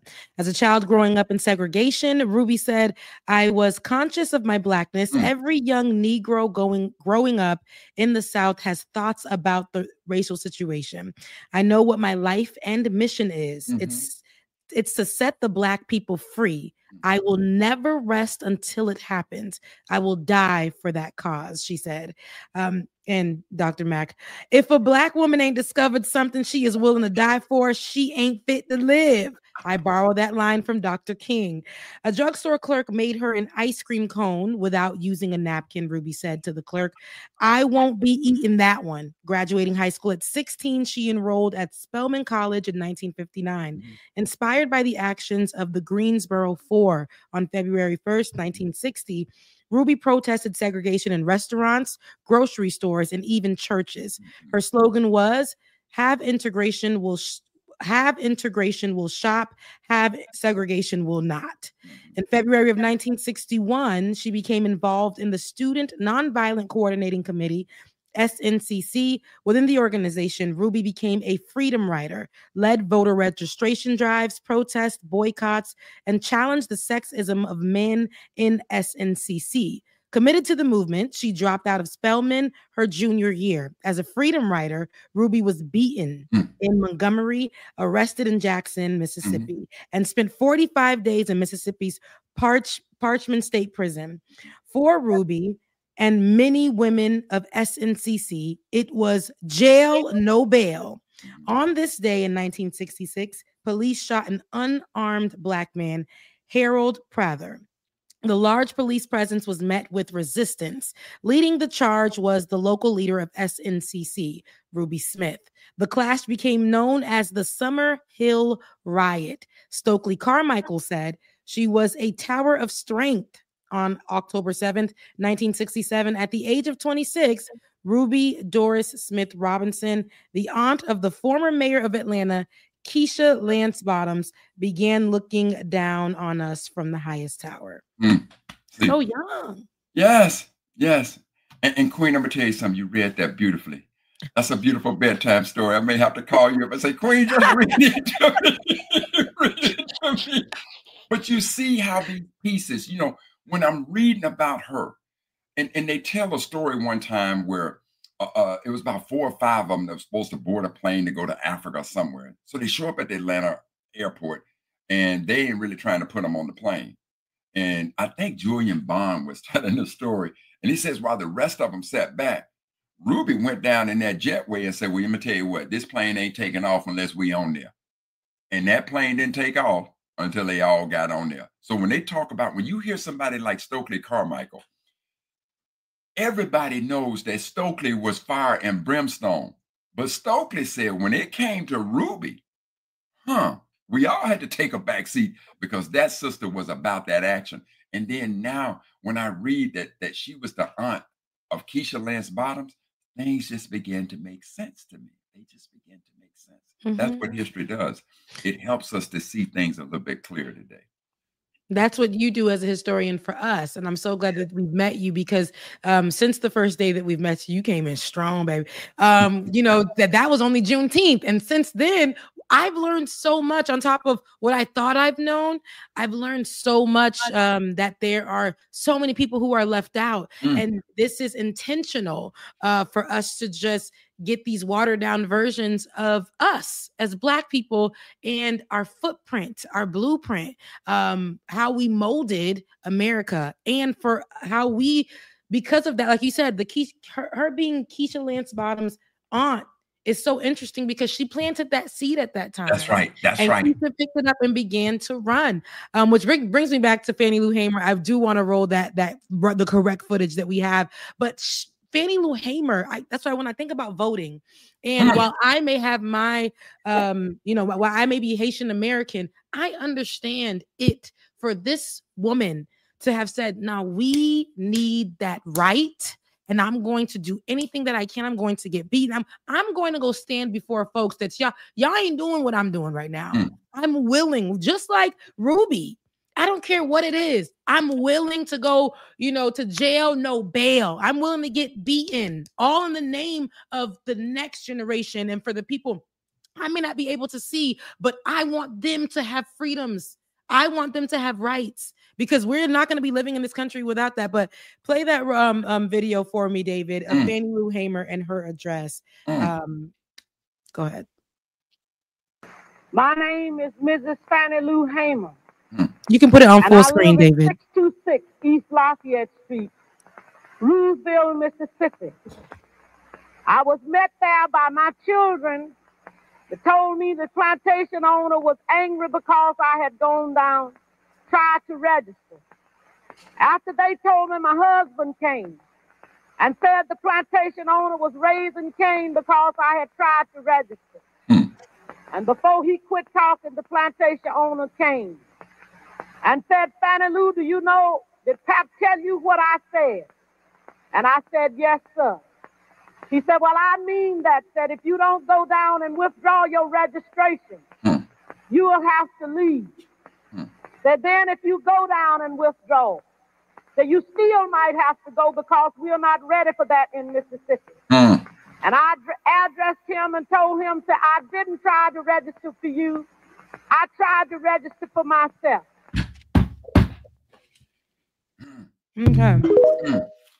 Okay. Queen, can you do me one last favor, please? Absolutely. Turn to your calendar on August 23rd, because this was the last entry I had for the calendar. This was the last day. I had every day filled. I couldn't find anything for August 23rd. And then I found this story. And when we listen to Fannie Lou Hamer, and I think that the point that I really want to drive home to our folks, our family, is this: our experience in this country, it is beyond comprehension.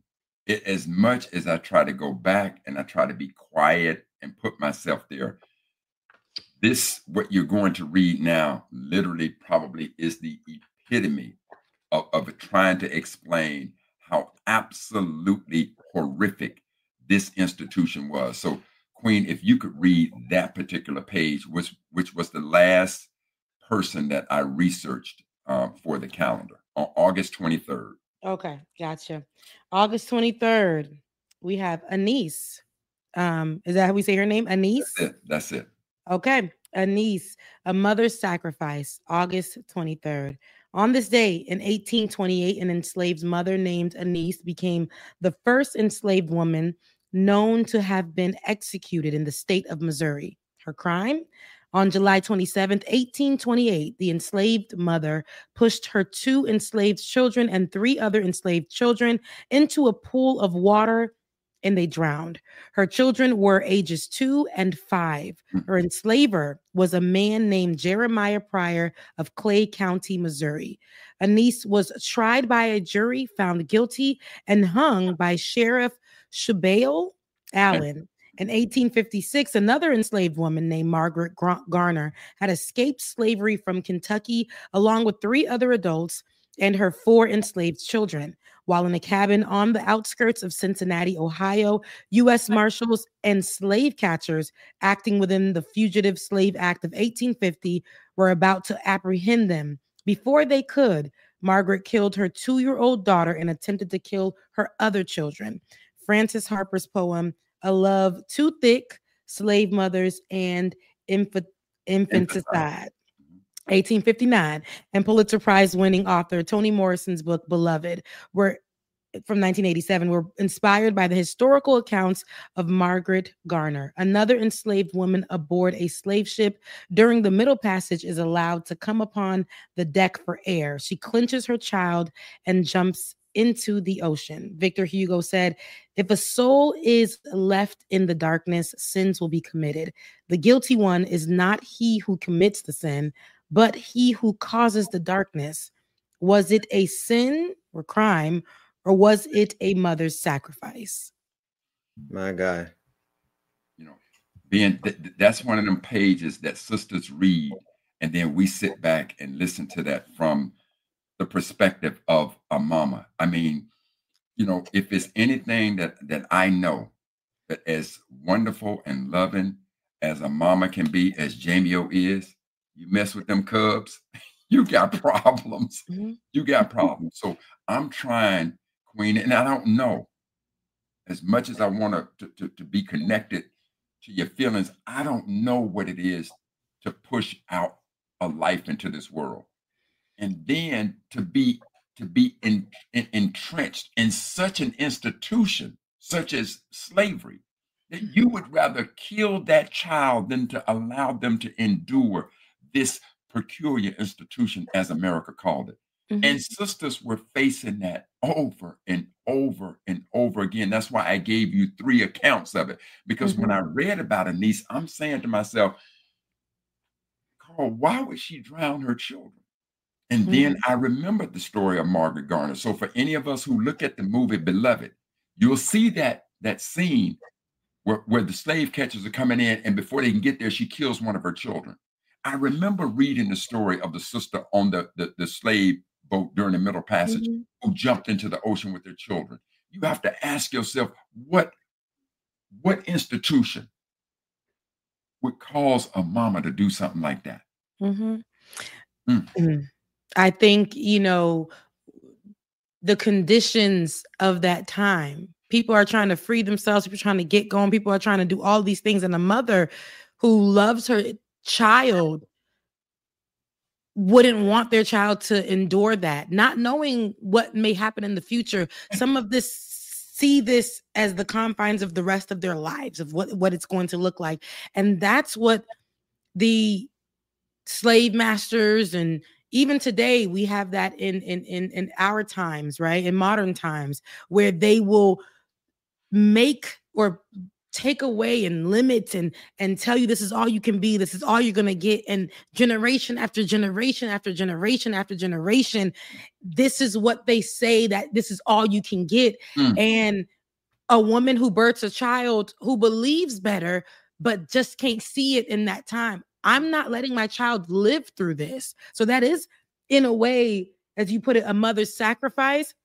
I'm not going to go sacrifice my life and leave my child behind to endure something that I'm a grown woman and I've endured.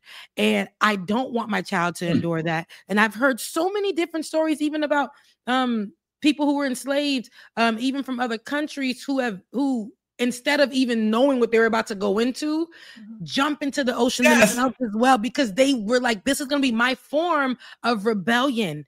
I will not go into enslavement. You know, Queen, and we have to remember this. The great Black attorney from Howard University, and we need to remember this, family. Howard University was the first law school in America designated for Blacks, founded by Blacks for Blacks. And Charles Hamilton Houston at one point was responsible for 25% of the Black lawyers in America, and among his best student was none other than Thurgood Marshall. But what you're talking about, I would rather die for that. Charles Hamilton Houston said it so eloquently when he said, I would rather die on my feet than to live on my knees.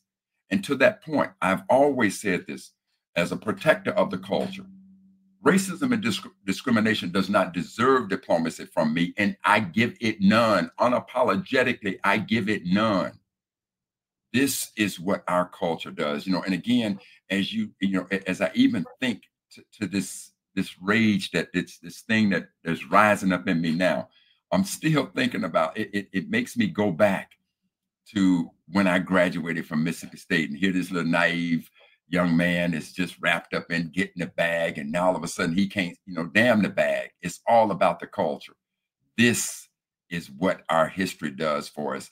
It says, look, it ain't about and it's not just about your advancement. But why can't two things be true at the same time? I can advance, but not on the sacrifice in the back of the culture.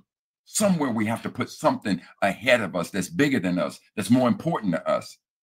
And that's what history has helped do. It's helped unlock for me. And Queen, to be able to send you a copy of Black Heritage Day 5. And, I love envisioning how I think you kind of start your day. You get up and you have your coffee, and you have your moment of meditation. And so now I just want to be able to add something to it where you can just flip over Black Heritage Day 5 every day and see the legacy that paved the way for you to give us all of your beauty and your wisdom. And so that's my contribution to you. I love it. Sisters. And I'm so happy for you. I'm so proud to watch your maturation and your strength under fire and your courage. And it's hard for us to appreciate that when we can't understand or know from whence we came. And you're standing on some great shoulders, and Queen, you are representing. Thank you. I appreciate that so much. It's so funny. There are times and there are days when last week I did feel in a way defeated. I just remember in 2016 getting into this political thing and getting on and meeting Ben shortly after, and I felt like, dang, is my voice anything in this space? It was funny because I was questioning myself, because I'm like, we are fighting against the same thing we were fighting against in 2016. And it's not only, it feels like it's gotten worse. A lot of rights have been taken away since I got into this thing and began to cover the same man. And he's gotten more racist. And the things that you were talking about, Howard University being the first Black law school open for Black people, because we know why, because they didn't want us to go to school with the white folks. So we created our own. And the same thing that, we're talking about right now, all of these opportunities, all of the people who sacrifice in any way, all of that for somebody to become president and try to take those things away from us. We're talking about the Fearless Fund, with another FAMU graduate who created a capital venture fund for Black people, and it's like, I think the only one. And they took that away from her because white people were mad that it was only reserved for Black people in business, and that was taken up to the Supreme Court, and they sued her for it. Donald Trump has plans to sue our education system and give white people reparations. So the defeat in me felt like, are these people not listening? We are sitting here, and the little things that we have in this country that we are very proud of, coming from these esteemed colleges, being able to be in different positions that the world just tells us that there can only be one of us. We are beating the odds because of the people that had audacity, people that planted seeds. I had to realize that last week, when I felt like, did I plant any seeds? I sat there and I questioned myself. And I said, as a woman, am I going to have opportunities that just stop here? Are people going to remember anything that I say? Because I feel like since then to now, are people listening on this platform that I watch girls who don't even do half the things I do, don't even have half the knowledge that I have, who sit here, and because they're white, they get funded for this type of work. And here I am, and I'm basically doing this for the free, because this is a fight that's within me that I don't want to stop. My history is being Haitian. Like that's literally in my blood. So I'm allergic to slavery. I'm allergic to those things. So rebellion is in me, but there are times where days I feel like, is this worth it? I sat down and somebody had sent me they said, hey, ask ChatGPT who you are. I'm like, why? They said, ask ChatGPT who you are. So I said, so I did it. I said, who's Rebecca Azor? They're like, Rebecca Azor is like basically an esteemed political journalist who has a great voice on many different spaces. As a Black woman, she makes sure to share the experiences and the stories as a Black woman. And it was just, listen, I said, and it said, and she is a prominent public figure. I said, not ChatGPT. Is this what's going on here? And I said, I was like, my best friends tell me all the time, Rebecca, you're amazing. We tell everybody about you. You're this, you're that.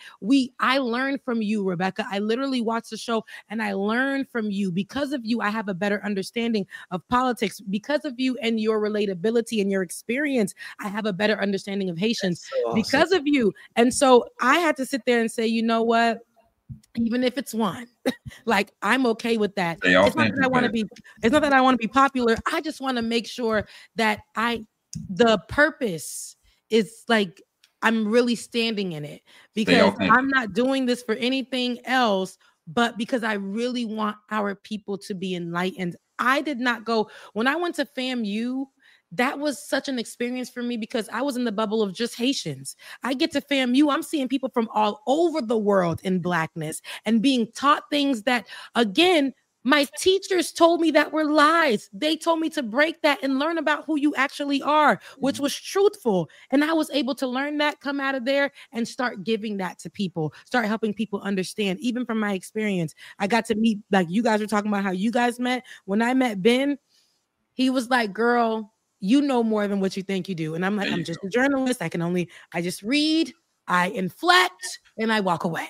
He's like, girl, no, you know more than what you think you do. And as far as with politics, and as I began to learn about politics, I said, hold on, this is going to affect the future of Black people. This is going to affect the future of Black women. This is going to be, how do I get this news out to them?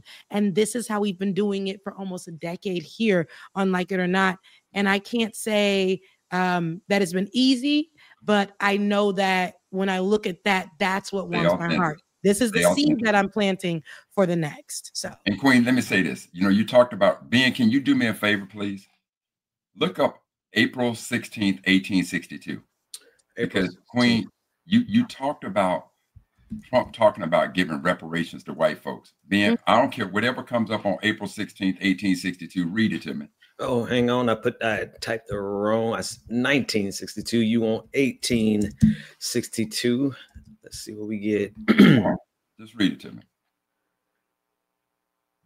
Emancipation in the District of Columbia.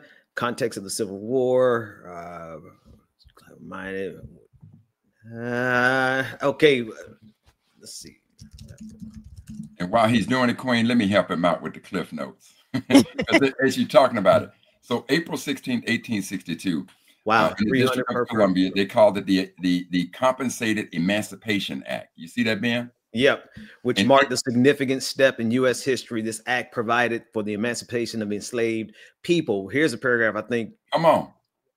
You want me to hold on, or you said go on? Oh, read it. Okay. What made this act particularly notable was its provision for reparations, not to the formerly enslaved, but to their enslavers. Slaveholders were compensated with up to $300 per enslaved person as remuneration for the loss of what was then considered their quote unquote property. The act allocated $1 million for these payments, and some formerly enslaved individuals were given financial assistance for voluntary immigration to countries such as Liberia. Okay, Ben, now check this out. So what I'm saying to you, Queen, is even so the when I'm listening to you and I hear you say things, history, it just pops in my head. Like when you just said, now here Trump's talking about giving reparations to white folks. I'm like, they've done that before. We just don't know it. So think about that. In the District of Columbia, and Ben, that was April 16, 1862. How much was $1 million in 1862?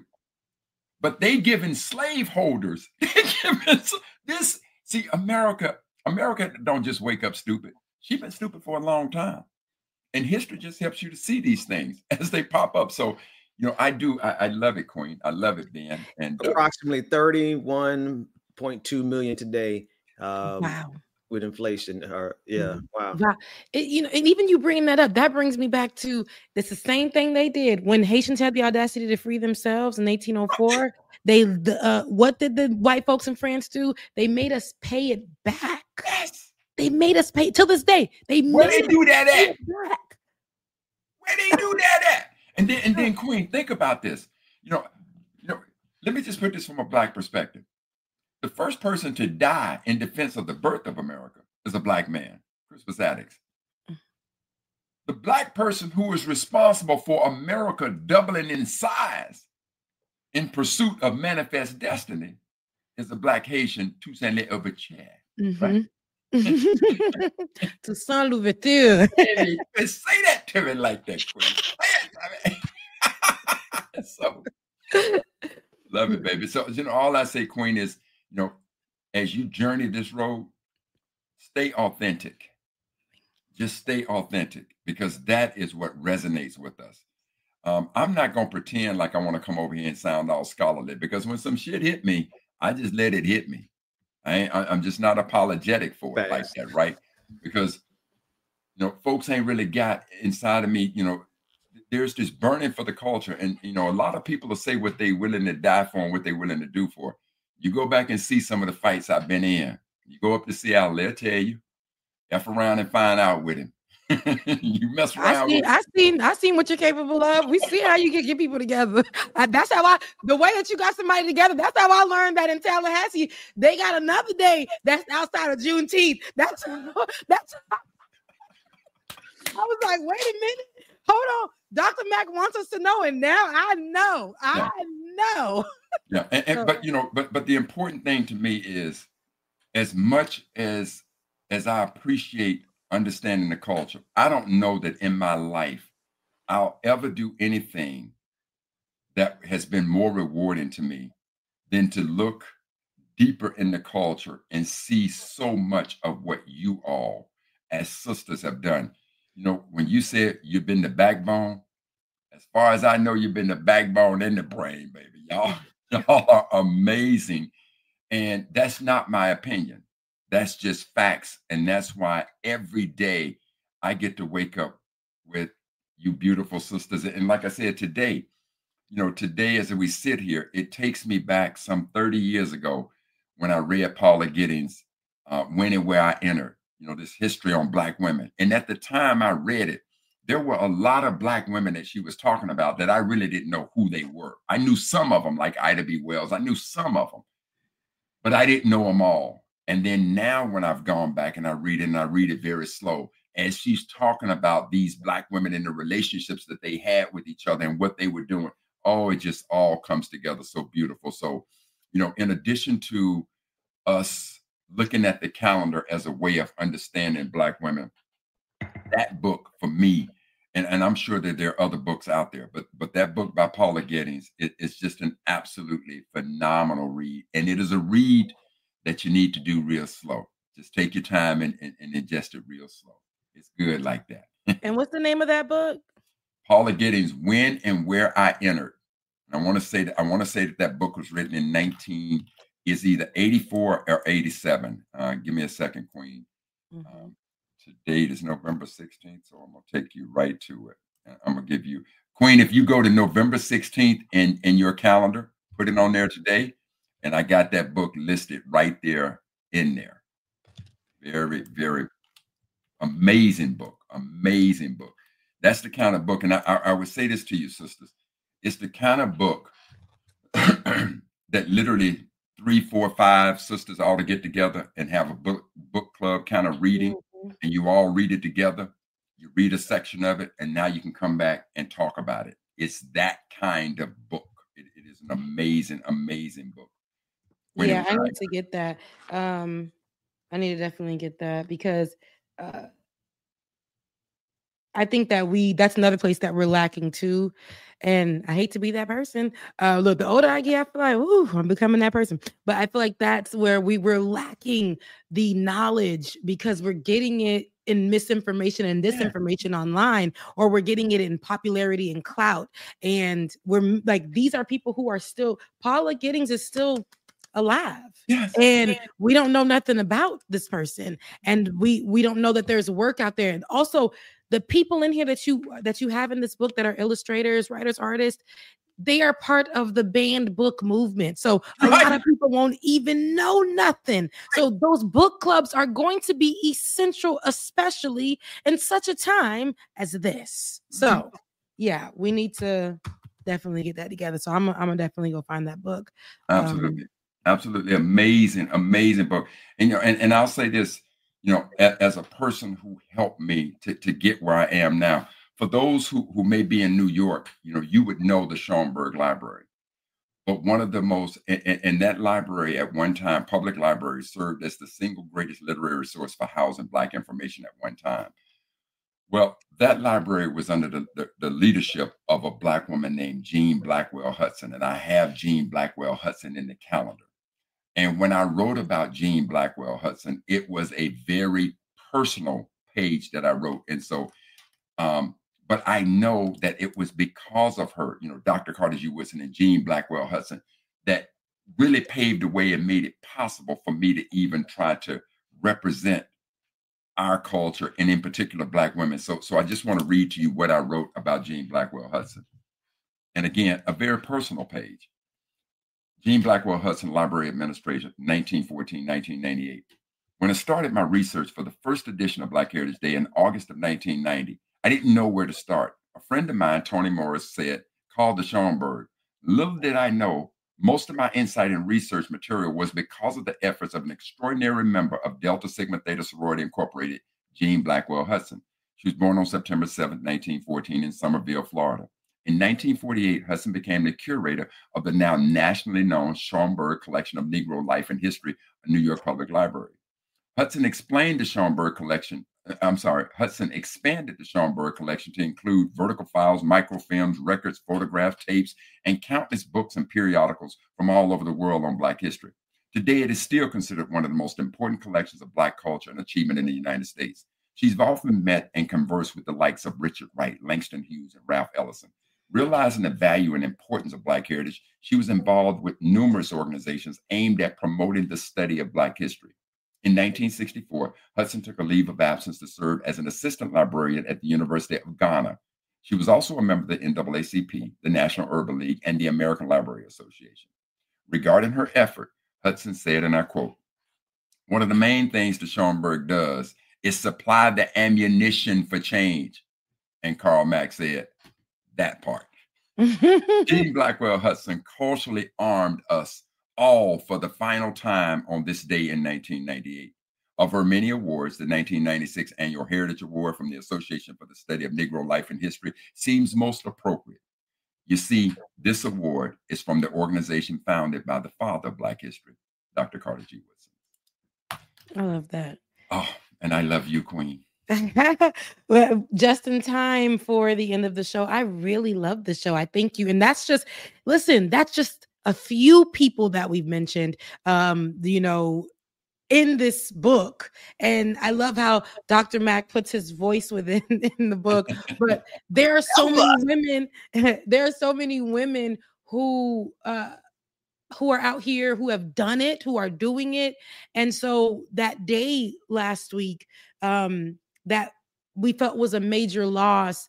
It wasn't, because that's going to be a monumental moment to somebody else to say, let me pick up this baton. And for so many other women that Dr. Mack has talked about, and for the ones that you may recognize their names, like Shirley Chisholm, like, she didn't win. She was a congresswoman, and we have Jasmine Crockett, right? That is representation of that, a girl that do not play, out of Texas. But she also lost in her presidential run, but that didn't stop her. From the day this lady left the earth, she was running her mouth. She was making sure she was standing on business. And because of her, we have other people like Kamala Harris, who became vice president, the first Black South Asian vice president in these United States right now. So she has planted the seed. And we have other women, Keisha Lance Bottoms, who handled business here in this city. We have Fannie Lou Hamer, when you think about her, and you think about all of the people who are pushing voting rights that we've had on this show here in Atlanta or in these other cities that we know historically are racist and they have lots of voter suppression, continuing the fight. And we have people before us that planted the seed that help us understand that our efforts are not in vain. So I thank you for this. For sure. Queen, let me say this. I know that we talked about sisters from yesterday, but to the point that you made so eloquently, Queen, there are also sisters today that we need to recognize their greatness in the midst of us. When we think classical music, it's easy to, you can go back and you think about Marian Anderson, when on that Easter Sunday, Eleanor Roosevelt opened up the Lincoln Memorial Tour and she sang before a crowd of 75,000. And then Marian Anderson gave way to the great Leontine Price from Laurel, Mississippi, my home state. And now today, I would invite you all to look up a sister named Janae Bridges, J-N-A-I Bridges. I met Janae when she was a young girl in Tacoma, Washington, when I was the president of the Seattle King County NAACP. Gave her her first big audience that she ever performed in front of. I never heard that child play ever. But today, she is singing. She is a world-renowned mezzo-soprano singing in some of the greatest opera halls in the world. That sister is today. Also in the calendar is a girl that I affectionately call my baby girl, Erin T. Most of us might remember the Dish Network being where the NFL used to be on Sunday. But now today, the NFL is on YouTube, Google. My baby girl graduated from the University of Michigan, computer engineering, 40 some odd years old. Got her, when I hired her, she told me, she said, Daddy Mack, I can only work for you for 2 years. Then I'm going to apply to Harvard, Stanford, and Yale to go to business school. She applied to all three, got accepted to all three, went to Harvard. So she got a Harvard MBA. Went to Google, YouTube, and started working. It was my baby girl that negotiated the deal that landed Google the largest content acquisition in their history. Fam, we talking Google. And it was such a monumental negotiation that then Harvard Business School decided to do a case study on it. These are the young sisters today that we have featured in the calendar as well. So it's not about looking and recognizing what sisters have done yesterday to pave the way for today, but also to bask in the glory of you young sisters that are doing it today. And trust me, Queen, if I ever do a remake of this calendar, you gonna be right there. I appreciate that. I appreciate that. I love it. Thank you so much for coming on to the show. Tell the people one more time where they can catch that calendar, the special edition calendar, because I love the front, like the literally. I love how you said your mom helped you work on the cover. It's beautiful. I love it. But tell people where they can get it. And I'll say this to you. There's a sister that she was a couple of years younger than me that went to high school together. And, I'm watching on Facebook and I'm just seeing some of her artwork. And I just said, oh my God, because when I thought about what would represent Black women, I didn't know what particular woman I could put on there to represent Black women. And I saw some of her artwork and asked her if I could use this piece. Of the sister's name, Deborah Hunter. So I'm so honored that she allowed me to use that particular piece. And so my mom and I got together and played around with it and made the cover the way it is. So that speaks to the cover. But for those who want this calendar, and I want you to understand something, if you buy a typical Black History calendar, you're going to get 12 women, right?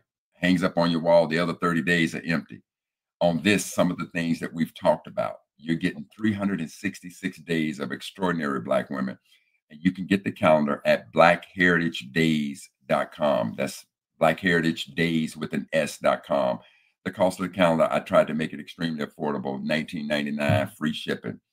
And it's a perpetual calendar. And again, you don't have to worry about next year. You can use it over and over, and repetition is a good thing for us to learn from.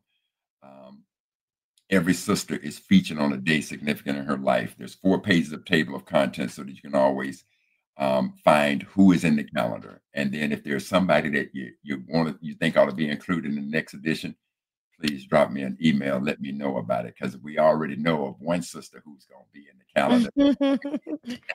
Me. So thank you, Dr. Mack. I really appreciate that. We are at the end of the show, guys. And as always, Dr. Mack is always welcome, because he is family over here on Like It or Not. And if you are watching right now, if y'all made it to the end of the show, you guys know what to do. Head over to Ben. This is your portion. This is your portion. Yes, I'm the resident. This is what preachers do, I imagine, every week. Listen, I don't know how many people are watching right now, but I know we at least have 25 people. I feel 25 people in the audience who are able. We got way more than that. You said more than that? We got way more than that. No, I know we got way more than that. But of the people that we have, I know we have at least 25 people in the audience that could send 10, 20, 30, 40, send $50 over to your host, Rebecca Azor, because one thing we have to do in this season is support the people who are putting themselves out there to get the message out in the face of MAGA. Don't leave this Black woman hanging. The algorithm is leaving all of us hanging, but you can do your part. So do your part. And those of you who don't have anything, that's cool too. Like, share, and subscribe. Share. Take a clip. Take your favorite part of this show. Take a clip of it and share it. Send it to somebody else. And even more importantly, if you can't send her any resources right now, invite somebody to join us next week. That's all. And Ben, please let me, you stirred my soul for a minute. But Ben, look, talk to people about the kind of support that MAGA and others gave inside of this campaign and every campaign to push their agenda, to support the people, to push the negative agenda. It's insane what they do, and it poisons our minds. So when a sister like Queen steps up, we need to support, because if we lose her, we lose something big. But Ben, just speak to how much money MAGA puts out there like that. $100,000 per episode, not per month, which would be insane, not per year, which would be pretty good, but per freaking knackle, as my little brother says, episode. They were giving people like Tim Pool, Benny Johnson, Dave Rubin. That's the kind of money that flows on the right. On this side, on the left, especially Black folk, we are left out here to do this of our own free will and volition. Like, we literally do this every single week for the free, or whatever it is that you guys give us, by being patrons or subscribers or giving cash apps, whatever you do. There's no way that we can survive without resources sent our way. And so maybe you don't have any cash. That's fine. Other people who are on this stream right now, you do. Send it. Why? Because she needs it? Because she's earned it.